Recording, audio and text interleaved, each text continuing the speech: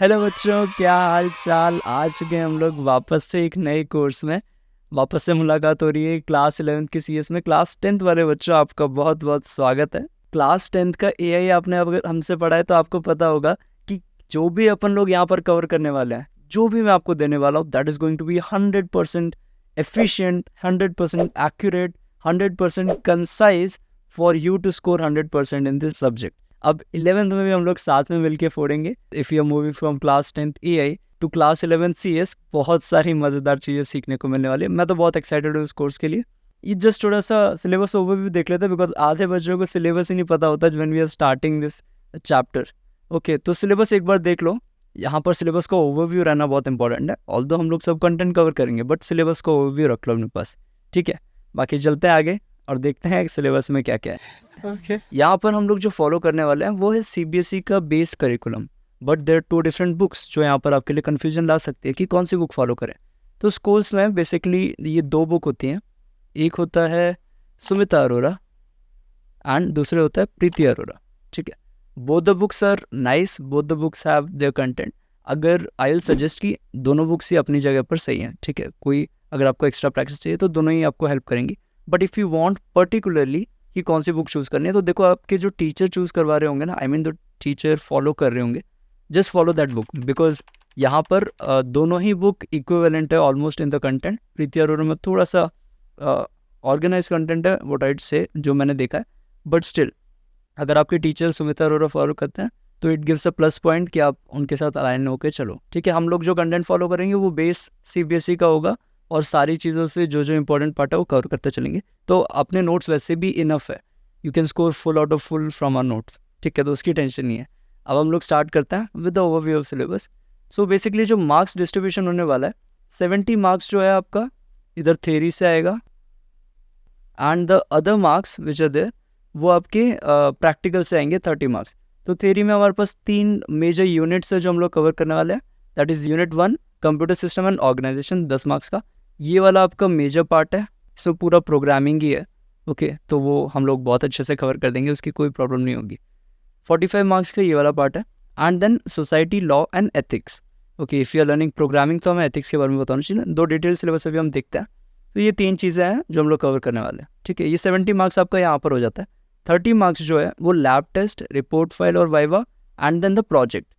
तो ये जो मोस्टली है ना, जो सीबीएसई ने प्रोवाइड किया, अभी आप सिलेबस को ओवरव्यू में दिखाऊंगा ना, ये वहीं से आएगा। 99% वहीं से आएगा, उसके अलावा कुछ भी नहीं आएगा। तो वो भी हम लोग कवर कर देंगे, ठीक है। लैब टेस्ट में पाइथन का प्रोग्राम होगा जैसे 10th में हुआ था।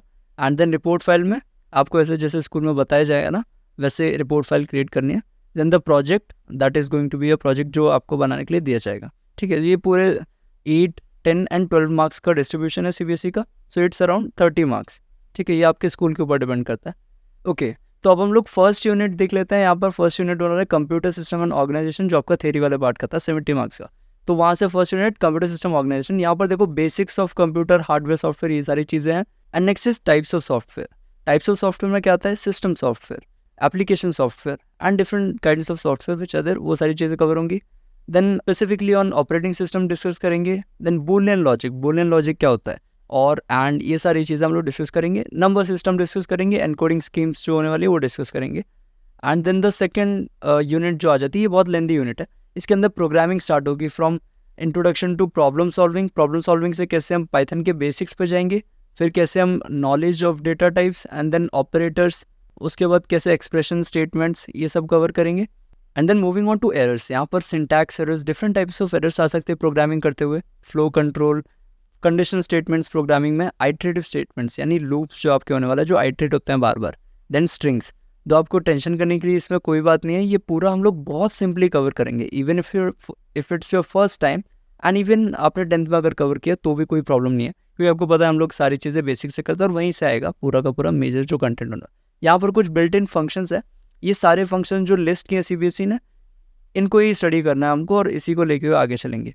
देन टपल्स, टपल्स के अंदर भी यहाँ पर देखो बेसिक फंक्शंस पहले सीबीएसई ने हाईलाइट कर रखे हैं कि ये सारे बच्चों से पूछना। अब सीबीएसई ने जो बोल रखा है ऑब्वियसली टीचर्स उसे ही फॉलो करेंगे। दो वो बुक्स वगैरह जो आती हैं वो बस प्रैक्टिस के लिए आप लोग रेफर करना। ये हो गया। And then we have tuples हो गए, डिक्शनरी हो गए, ये सारी डेटा टाइप्स है। और इसके अंदर प्रोग्राम भी देखो, ये इसको स्टार मार्क कर लो बिकॉज ये पूछा जा सकता है, बिकॉज CBSE ने ही दिया है ये। देन कुछ पाइथन के मॉड्यूल्स हैं और वहाँ पर अलग अलग फंक्शंस है जो गिवन है, ठीक है। मैथमेटिकल मॉड्यूल में कुछ फंक्शंस उन्होंने बोले हैं जो ये पूछ सकते हैं, फिर रैंडम मॉड्यूल में जो फंक्शंस बोले वो पूछ सकते हैं, और स्टैटिस्टिक्स के मॉड्यूल में जो 3 फंक्शंस है वो। तो ये 3 डिफरेंट मॉड्यूल्स जो हमें स्टडी करने के लिए बोला है, ये मैथ के मॉड्यूल्स हैं, रैंडम मॉड्यूल है और स्टैटिस्टिक्स मॉड्यूल के, ये 3 चीज़ें हम देखेंगे। और फिर आगे चलते हैं तीसरी यूनिट पे। अब तीसरी यूनिट है वो society laws and ethics. Society laws and ethics में क्या है, यहाँ पर हम लोग डिजिटल फुटप्रिंट्स के बारे में बात करेंगे और डिजिटल सोसाइटी, यहाँ पर प्रोटेक्शंस के बारे में, cyber crime, cyber safety, malwares, e waste management, technology society, ये सारी चीज़ें basically ethics and laws for the society को डिस्कस करती हैं। तो यहाँ पर हम मेजरली क्या क्या प्रॉब्लम्स जनरेट हो सकती हैं while we are programming, not the errors in programming but ethically and society पे कैसे इफेक्ट पड़ता है इन चीज़ों का, उसको डिस्कस करेंगे। जैसे अपने क्लास 10th में भी था ना एथिक्स, AI एथिक्स, उस टाइप का तुम लोग थोड़ा सा समझ सकते हो इस चीज़ को, ठीक है। एंड यहाँ पर ये सिलेबस अपना ओवरव्यू ख़त्म हो जाता है। तो जो इम्पॉर्टेंट पार्ट है मैं आपको बताना चाहता हूँ वो ये है कि सिलेबस को एक बार दिमाग में रखो। ये 1 शॉट्स जो आगे चैप्टर्स के आने वाले हैं, मोस्ट इंपॉर्टेंट द प्रोग्रामिंग 1, उसको अच्छे से करना है। और टेलीग्राम पे डायरेक्टली इस URL पे जाओ और ज्वाइन कर लो, वहाँ पर कोई भी पर्सनल क्वेरीज हो तो हम लोग क्लियर कर सकते हैं। बाकी I am always there, thank you for watching, and आगे चलते हैं, हम लोग नेक्स्ट चैप्टर पे मिलेंगे। Bye bye.